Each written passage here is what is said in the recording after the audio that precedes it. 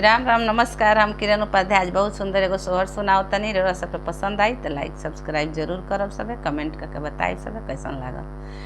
मन करे चाउर के चबेनी खैतो बैगन के चोखा खैतो बैगन के चोखा खैतो हो यारे। मन करे जामल जामल दही खैतो अमटल दूध पीतो अमटल दूध पी।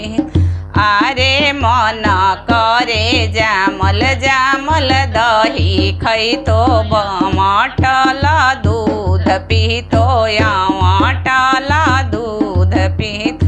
अतन बचन सासु सुनेली सुनाहीन पावेली सुनाहीन पावेली हो यार। झट देने चौरा चोरा वेली फटकन ना देखा वेली फटकन ना। अरे झट देने चौरा चोरा वेली फटकन ना देखा वेली फटकन ना देखा। अतन बचन गोतिनी सुनेली सुनाही ना पावेली सुनाही ना पावेली हो यारे। झट देन दहिया चोरा वेली न दियो ना देखा वेली न दियो ना। अतन बचन नदी सुनेली सुनाही ना पावेली सुनाही पावेली हो यारे। झट देने बैगन चोरा वेली छिलिको ना देखा वेली छिलिको ना देखा। घरी राति गईले पहर राति अवरु पहर राति हो। अरे जामी गईले बाबू नंदलाल महले उठे सोहर महले उठे।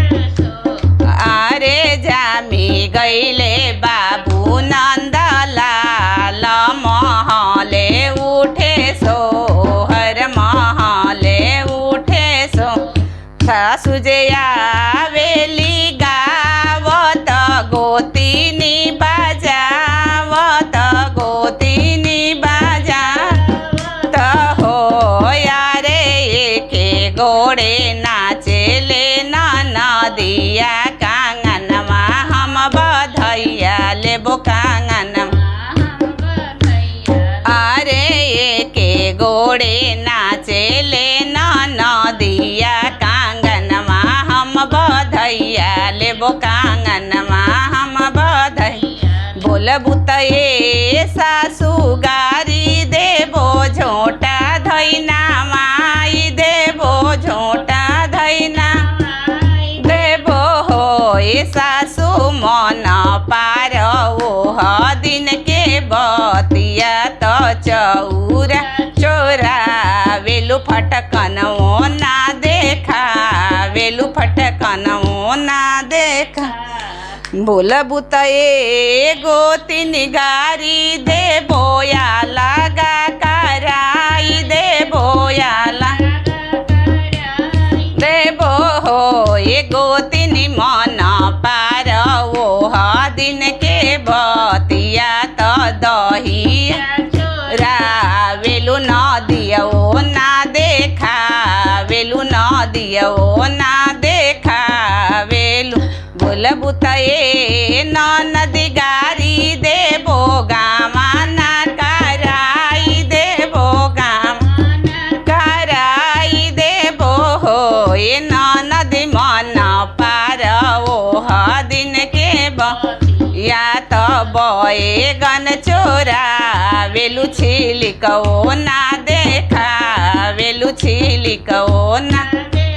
ए नदी मन पार ओह दिन के बतिया तो बैगन चोरा वेलु छिलिको देखा પેલું છીલીકવો